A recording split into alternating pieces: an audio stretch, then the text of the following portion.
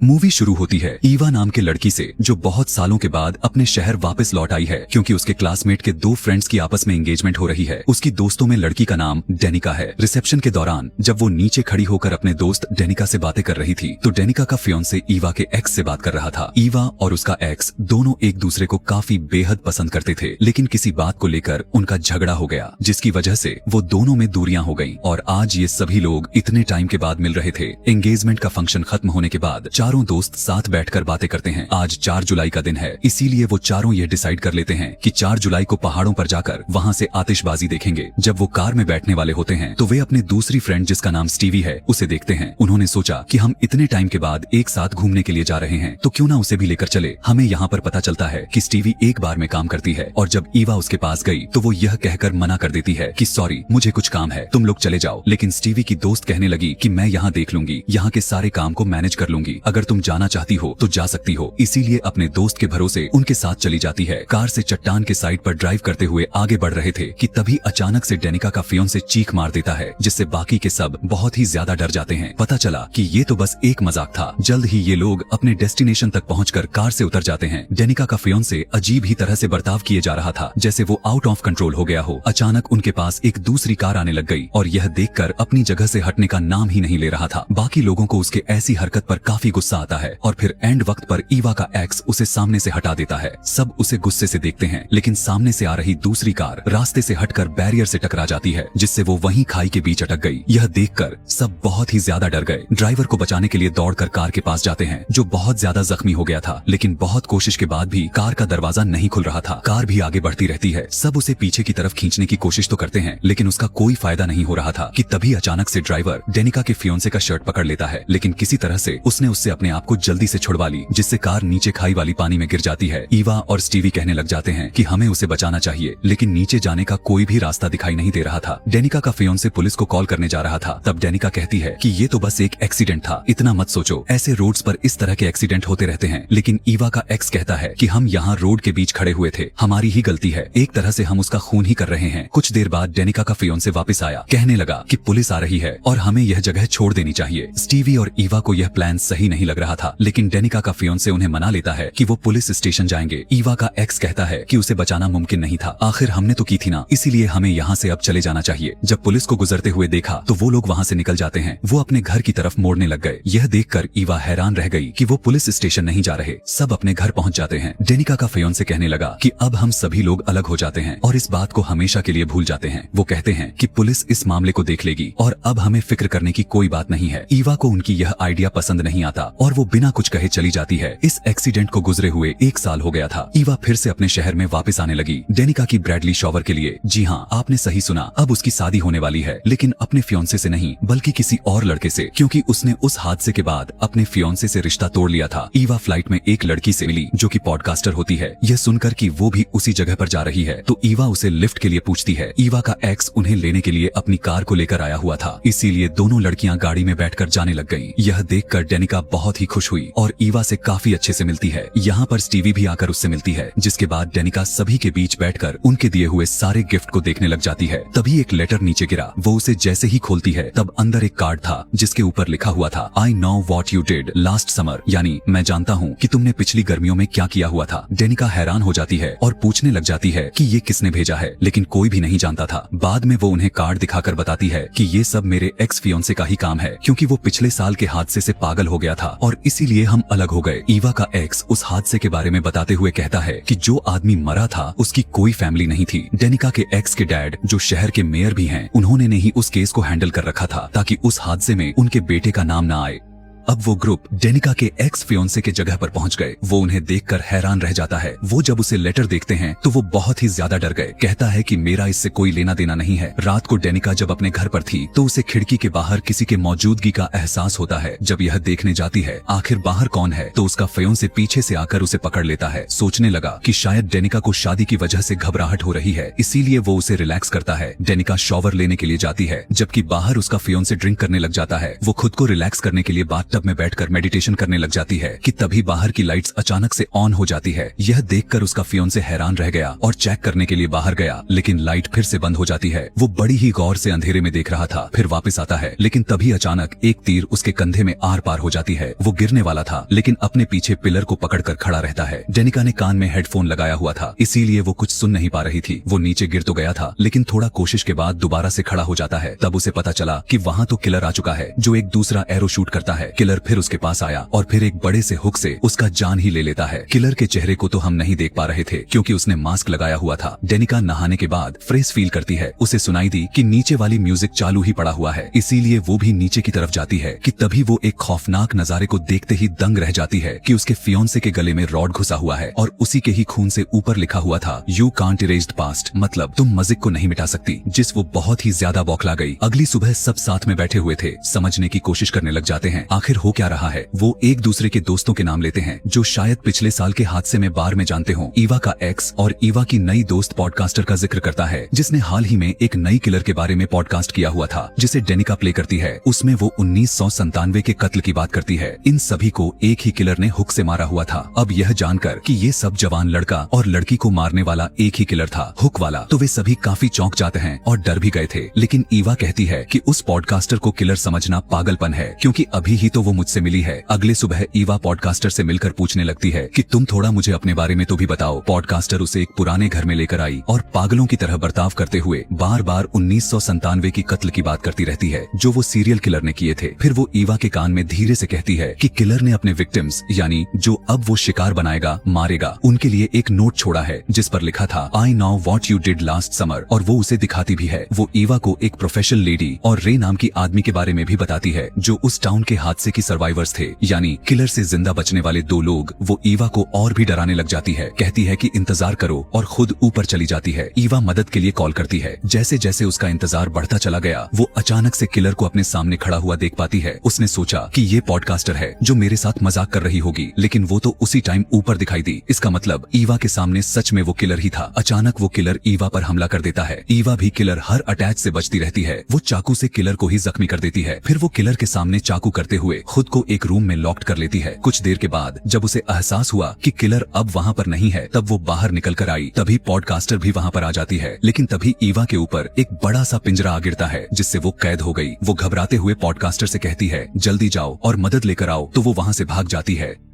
Podcaster खुद को एक हाथ से चलने वाले लिफ्ट में पाती है, इसीलिए वो उसे खींचने लग गई, लेकिन उसी समय किलर भी यहाँ आ गया था। ईवा भी पिंजरे की नट्स को हटाने की कोशिश करने लग जाती है, जबकि पॉडकास्टर ऊपर एक स्टोर रूम में पहुंच चुकी थी, जहाँ पर बहुत सारे डम्मी रखे गए थे। किलर पीछे से आकर उसके गले को जकड़ लेता है और जब गला घोंटने की कोशिश करता है तो किसी तरह वो किलर का मास्क हटा देती है। वो जो भी था, पॉडकास्टर उसे पहचान लेती है। इतने ही देर में स्टीवी ईवा की मदद करने के लिए पहुंच चुकी थी, और जैसे ही वो लोग बाहर निकलते हैं, पॉडकास्टर की लाश ऊपर से गिरकर लटक गई। पुलिस इस क्राइम सीन पर पहुंचकर मामले को हैंडल करने लग जाती है और कहती है कि कल सुबह टाउन के एक हॉल में मीटिंग है, तो उन सब लोगों का वहां पर आना जरूरी है। उन्हें अब समझ में नहीं आ रहा था कि आखिर क्या करे, लेकिन ईवा के पास एक प्लान था। दरअसल वो था सर्वाइवर प्रोफेसर, जो अपने स्टूडेंट्स को पढ़ा रही होती है। जैसे ही वो बाहर आई, ईवा फौरन उसके पास जाती है, लेकिन वो अपने पास्ट के उस हादसे के बारे में कोई भी बात नहीं करना चाहती थी। लेकिन ईवा उससे रिक्वेस्ट करते हुए मदद के लिए गुहार लगाती है। अब क्योंकि वो भी इस बार इस सिचुएशन से गुजर रहे थे, इसीलिए वो ईवा की बात सुनने के लिए तैयार हो जाती है और ईवा उसे अपने घर ले आई। ईवा पूछती है कि क्या आप मेरे साथ टाउन जा सकती हैं? जवाब में प्रोफेसर कहती है कि इसका कोई फायदा नहीं है, इसका सिर्फ एक ही तरीका है कि ये पता लगाना कि आखिर इतनी बुरी हरकत कौन कर रहा है, यानी कि किलर कौन है। उसे ढूंढना बहुत जरूरी है। टाउन मीटिंग में पुलिस सभी को बताती है कि पॉडकास्टर ने अपनी जान खुद ली है, क्योंकि हमारे पास उसकी हिस्ट्री है, जिससे यह बात साबित हो रही है कि उसका दिमागी हालात कुछ ठीक नहीं था। यह सुनकर ईवा के साथ उसका एक्स खड़े हो गए और वो अपने दोस्त स्पोर्ट्स में बोलने लग जाते हैं। ईवा बताती है कि वो किलर नहीं है, बल्कि जब मैं किलर के घर गई थी, वहाँ पर किलर सच में आया हुआ था, जिसने मेरा भी पीछा किया, मुझे भी मारने की कोशिश की। इस बात को सुनकर अब सब लोग हैरान रह जाते हैं, लेकिन पुलिस इस बात पर यकीन नहीं करती। उनका कहना था कि माफ करें, मगर हमें इसका सबूत चाहिए। हम लोग ऐसे ही आप लोगों के बातों पर यकीन ही नहीं कर सकते। इसी बीच रे आ जाता है, जो टाउन का दूसरा सर्वाइवर है, जो प्रोफेसर के साथ किलर से बचा हुआ था। वो सख्ती से कहने लगा कि आप लोगों को इनकी बातों पर यकीन करना चाहिए और इस मामले को सीरियस होकर देखना चाहिए। पुलिस कहती है कि हाँ, हम करेंगे, लेकिन इस तरह के मामले में हम हमेशा फादर की मदद लेते हैं, जो जस्ट उनके सामने ही बैठे हुए थे। वो खड़े होकर कहने लग जाते हैं कि जिसको भी मदद चाहिए वो मेरे घर आ सकता है। अब स्टीवी रे के पास जाती है, क्योंकि वो कभी नहीं जानती थी कि वो भी उस किलर का सर्वाइवर है। वो कहता है कि मैं इस बारे में बात करना पसंद नहीं करता। तब स्टीवी कहती है कि मैं अपने दोस्तों के साथ कुछ सवाल पूछने के लिए आई हूँ। यहाँ पता चलता है कि रे पहले प्रोफेसर का हस्बैंड था। उसे यह बात बिल्कुल भी पसंद नहीं आती कि मेरी एक्स वाइफ यानी उस प्रोफेसर ने इन लोगों से कहा है कि वो किलर को ढूंढे। डेनिका का एक्स फियांसे कहता है कि मुझे सिर्फ एक ही हल दिखाई दे रहा है और वो है इस टाउन से भाग जाना। लेकिन रे, जिसे इस बात के बारे में काफी अच्छे से पता था, वो कहता है कि ये अच्छा आइडिया साबित तो नहीं होगा। इसी बीच वो पुलिस रिपोर्ट को देखते हैं, जिसके मुताबिक मरने वाला आदमी शराब पीकर गाड़ी चला रहा था और वो गाड़ी भी चोरी की थी। रे कहता है कि हमें पता करना होगा कि वो कार किसके नाम से थी। इसीलिए वो टाउन के उस कार सर्विस में जाते हैं जहाँ गाड़ियाँ रेंट पर दी जाती थी। वहाँ के आदमी से पूछने लग जाते हैं कि क्या हमें पुराने गाड़ी के बारे में इंफॉर्मेशन मिल सकती है। हमारे पास लाइसेंस नंबर प्लेट कुछ भी नहीं है। ईवा यहाँ पर एक ड्रामा करने लग जाती है कि वो मेरा भाई था जो वो उस कार एक्सीडेंट में मारा गया था, इसीलिए वो आदमी उन्हें इंफॉर्मेशन निकाल कर दे देता है। रे फैसला करता है कि मिली हुई इंफॉर्मेशन से हम कार को ढूंढेंगे। डेनिका और उसका एक्स फियांसे कब्रिस्तान पहुंच गए ताकि वो मरने वाले आदमी के कब्र पर जा सके। उन्होंने देखा कि उसकी कब्र पर ताजा फ्लावर्स रखे गए थे। कब्रिस्तान का केयर टेकर जब वहाँ पर आया तो उन्होंने पूछा कि क्या तुम जानते हो कि ये फूल किसने रखे। वो कहता है कि नहीं, मैं नहीं जानता। तब वो दोनों उससे सीसीटीवी फुटेज को दिखाने के लिए रिक्वेस्ट करने लग जाते हैं और वो भी मान गया। वो जाता है सीसीटीवी चेक करने और जैसे ही वो पता लगाने वाला होता है, किलर पीछे से आकर उसका गला काट देता है। अब काफी रात भी हो चुकी थी। इधर आदमी भी अभी तक वापस नहीं आया हुआ था, इसीलिए उसका एक्स फियांसे चेक करने के लिए गया, जबकि डेनिका वहीं रुककर इंतजार करने लग जाती है। और जैसे ही वो पीछे मुड़कर देखा, अचानक से उसके सामने किलर आ जाता है। वो बहुत ही ज्यादा घबरा गई, भागते हुए एक स्टोरेज में छुप जाती है। उसे वहाँ एक टेलीफोन मिला। जैसे ही वो उससे कॉल लगाने की कोशिश करती है, तभी वहाँ पर किलर आ जाता है। डेनिका फौरन से स्टेज के नीचे छुप गई और किलर उसके ऊपर से चल रहा होता है। जल्द ही किलर को उसके बारे में पता चल गया और वो अटैक कर देता है।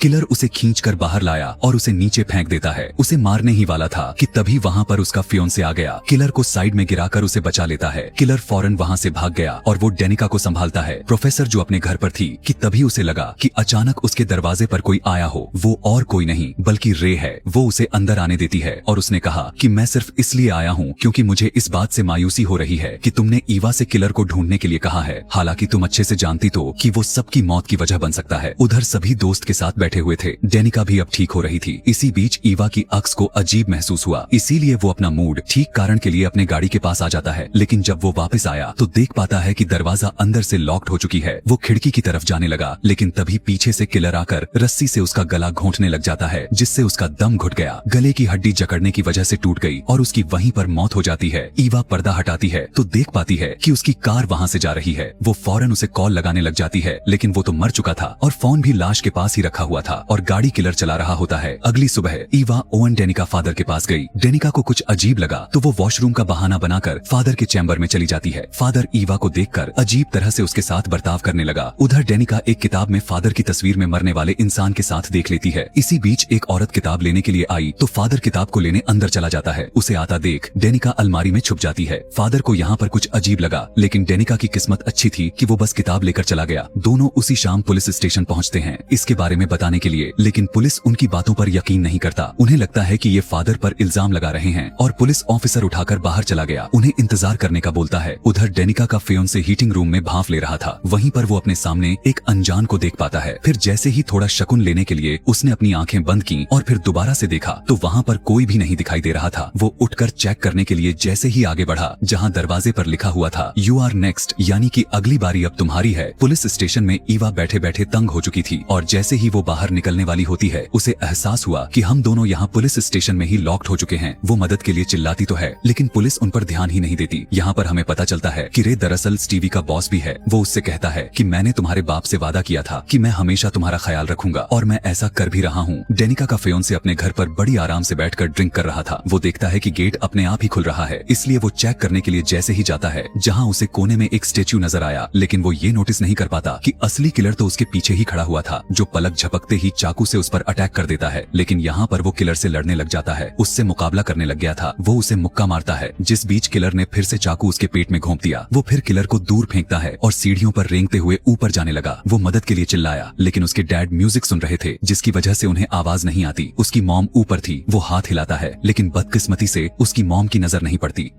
फिर आखिर में किलर आकर उसे खींचकर अपने साथ लेकर जाता है। फिर उसके डैड ने म्यूजिक बंद करके जैसे ही वो बाहर आए तो ये देखकर वो घबरा गए कि मेरा बेटा इतना जख्मी है। वो फौरन उसके पास भाग कर आए, लेकिन तभी वहाँ पर भी किलर आकर अपने हुक को उनके गले के आर पार कर देता है, जिससे उसके डैड की वहीं पर मौत हो जाती है। पुलिस स्टेशन में डेनिका की आंख लग गई और वो बहुत ही डरावना सपना देखती है, जिसमें एक ब्यूटी क्वीन थी जिसकी वो फैन थी। उसका चेहरा अचानक से बिगड़ने लग गया और देखते ही देखते बुरी तरह से खराब हो जाता है। फिर उसने हुक से डेनिका पर अचानक से हमला कर दिया। ये देखकर डरते हुए उसकी आंख खुल जाती है। पुलिस उन दोनों को छोड़ देती है और सब क्राइम सीन पर पहुंचते हैं, जहां डेनिका के फियोंसे और उसके डैड का खून हुआ था और उनकी लाशें बुरी तरह से वहां लटकी हुई थी। अपने फियोंसे की लाश देखकर तो डेनिका बहुत ही बुरी तरीके से चिल्लाने लग जाती है, रोती है। तब उसके दोस्त उसे वहां से लेकर चले जाते हैं। रे उन्हें राय देते हुए कहने लगता है कि कश्ती के जरिए इस टाउन से भाग जाए, इसीलिए वो ईवा के एक्स के कार के पास आई। यहाँ पर उसे उसकी भी लाश मिल जाती है। ईवा भी रोने लग जाती है। तब उसके दोस्त उसे भी बाहर ले आते हैं। अब ना चाहते हुए भी तीनों लड़कियां कश्ती में बैठकर वहां से निकल जाती हैं। पुलिस को भी अब फादर पर शक होने लग गया था, इसीलिए वो उसे अरेस्ट करने के लिए उसके घर पर जाते हैं। लेकिन वहां जाकर वो यह देखकर हैरान रह गए कि फादर की भी मौत हो चुकी है। डेनिका और ईवा दोनों ड्राइवर के कैबिन में थी, जहां उन्हें किसी चीज की गिरने की आवाज आती है। इस बीच पुलिस को फादर के घर पर एक ग्रुप की तस्वीर मिली, जहां वो मरने वाले आदमी की पार्टनर को देख पाते हैं, जो वो और कोई नहीं बल्कि स्टीवी ही थी। और यहाँ पर यह राज खुलकर सामने आता है कि किलर कोई और नहीं बल्कि स्टीवी ही किलर है, जो अब उन दोनों के साथ बोट पर थी। स्टीवी यानी किलर अचानक से डेनिका पर अटैक कर देती है। फिर वो उनके सामने उनका असली चेहरा दिखाती है कि हाँ मैं किलर हूँ। यह देखने के बाद तो दोनों की होश ही उड़ जाते हैं। ईवा उसे पागल कहती है। तब स्टीवी ने कहा, मैं एक स्ट्रॉन्ग आजाद ख्याल की लड़की हूँ, मुझे तुम पागल तो हरगिज नहीं कह सकती। फिर वो कहती है कि जब मेरे मॉम डैड की मौत हुई थी तो कैसे किस तरह से सबने मुझे अकेला छोड़ दिया, जिस वजह से मैं पूरी तरह से टूट गई। मैं फिर उस आदमी से मिली जिसे कार एक्सीडेंट में तुम लोगों ने मार दिया। वो मेरा इकलौता सहारा था। पहले मुझे पता नहीं था कि आखिर वो कौन है, लेकिन जब मुझे उसकी लाश मिली तो मैं एकदम से एक बार फिर टूट गई। तुमने मेरे प्यार को मुझसे छीना था। डेनिका पूछती है कि अब ये सब बताने का क्या मकसद है तुम्हारा। वो कहने लगती है कि जैसे तुमने मेरा प्यार छीना था, मुझे तकलीफ दी थी, तुम भी मेरी ही तरह वही दर्द महसूस करो, इसीलिए मैंने भी वैसा ही किया। तुम दोनों से तुम्हारा प्यार छीन लिया। ईवा फ्लेयर गन देखती है और उसे उठाने जाती है, लेकिन स्टीवी ने उसे रोक दिया। तभी हुक नीचे गिर जाता है और डेनिका उसे लेकर भाग जाती है। स्टीवी उसका पीछा करती है और तभी यहाँ रे भी मदद के लिए आ जाता है। वो स्टीवी के पास पहुँचता है और गन पॉइंट कर देता है, लेकिन वो डेनिका को अपने हुक की नोक पर पकड़ी हुई थी। लेकिन किसी तरह डेनिका उसे मारकर खुद को छुड़ा लेती है। रे के पास अब कोई रास्ता भी नहीं बचा हुआ था, इसीलिए वो उसे शूट कर देता है और स्टीवी पानी में जाकर गिरती है। फिर ईवा रे के साथ बार में होती है। जब वो अपना शर्ट उतारता है तो ईवा यह देखकर घबरा जाती है। जब किलर पॉडकास्टर के घर पर आया हुआ था और मैंने उस पर चाकू से वार किया था, यह तो वही जख्म रे पर था, जिससे वो अब बहुत ही ज्यादा घबरा गई और वहाँ से जाने की कोशिश करने लग जाती है। लेकिन उसे पता चला कि दरवाजा तो लॉक्ड है और तभी रे यानी कि दूसरा किलर भी हुक के साथ वहाँ आ जाता है। ईवा भागती है, लेकिन वो उसके बाल को पकड़ लेता है। ईवा भी कुछ कम नहीं थी, उसका मुकाबला करती है और उस पर हमला करके भागने लगी। उसने फिर खिड़की तोड़कर वहाँ से भागने की कोशिश करती है, लेकिन वो वापस आ गया और उसे पकड़ लेता है, जहाँ ईवा खुद को अभी भी बचाने की बहुत कोशिश कर रही थी। इसी दौरान यहाँ पर प्रोफेसर भी आ गई और जब वो बार में जैसे ही आती है तो ईवा उसके सामने आ गई, जिस पर रे ने चाकू से हमला कर दिया था। फिर वो ईवा को साइड में करके प्रोफेसर से बात करने लगा। कहता है कि स्टीवी सदमे से बाहर नहीं आ पा रही थी जब उसके पेरेंट्स की मौत हुई और फिर उस बेचारी ने अपने प्यार को भी खो दिया, और मुझे फक्र है कि मैंने स्टीवी का साथ दिया उसके दोस्तों को मारने में, क्योंकि उसने अपने मॉम डैड के बाद अपने प्यार को खोया था। यह बात कहकर वो प्रोफेसर को भी मारने ही वाला होता है कि तभी पीछे से ईवा उस पर तीर कमान से हमला कर दी, जो उसके आर पार हो गया और उसकी वहीं पर मौत हो गई। डेनिका को हम फिर से समुद्र के किनारे पर देख पाते हैं, जो अभी भी जिंदा थी। अब ईवा और डेनिका का हॉस्पिटल में इलाज चल रहा था, जिस दौरान उन्हें पता चलता है स्टीवी अभी भी जिंदा है। तब दोनों कहती हैं कि अब की बार उसे नहीं छोड़ेंगे, क्योंकि एक किलर जिसका नाम रे था अब वो तो मर चुका है, तो दूसरी किलर स्टीवी का मरना जरूरी है और अब वो उसे मार कर ही दम लेंगे, ताकि इन्हें अपनी पूरी जिंदगी जीने में कोई परेशानी दिक्कतों का सामना न करना पड़े, उन्हें खतरों का डर न रहे। और इसी के साथ ये कहानी यहीं पर ही खत्म